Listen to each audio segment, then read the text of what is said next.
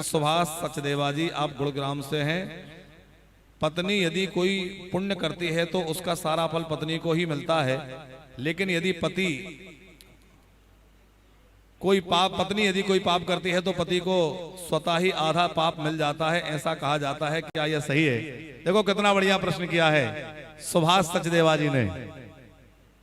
बिल्कुल ये शास्त्र की बात है कि पति जो भी पुण्य करता है उसका ठीक 50% अपने आप पत्नी के खाते में चला जाएगा, और पत्नी जो भी पाप करेगी उसका 50% कहां चला जाएगा?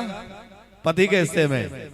लेकिन एक शर्त है सचदेवा जी, शर्त यह है कि स्त्री पतिव्रता होना चाहिए। सती साध्वी जो पति परायणा नारी है उसके लिए ये लागू होता है। अब कोई स्वेच्छाचारिणी हो जाए और वो चाहे कि मेरा पाप मेरे पति को भी भोगना पड़े, तो ऐसा नहीं है।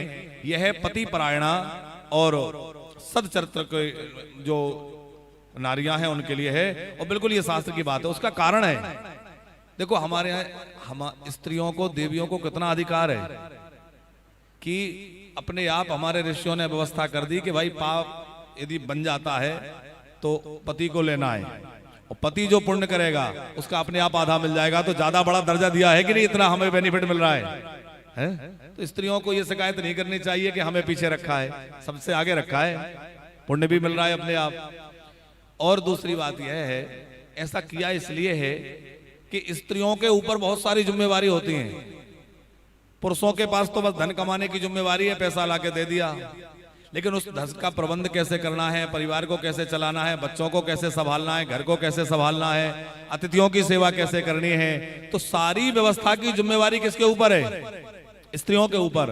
तो उनको अतिथि को भी देखना है, घर को भी देखना है, बच्चों को भी देखना है, धन की व्यवस्था भी देखना है, सब कुछ देखना है। इसलिए स्त्रियों को यह सुविधा दी है कि वो अत्यंत व्यस्त होती हैं अपने कामों में, तो वो पुण्य कार्य ना भी कर पाए तो पति के किए हुए सत्कर्म से उनको फल प्राप्त हो जाए और उनकी भी सदगति हो सके, इसलिए सुविधा उनको प्रदान की गई है।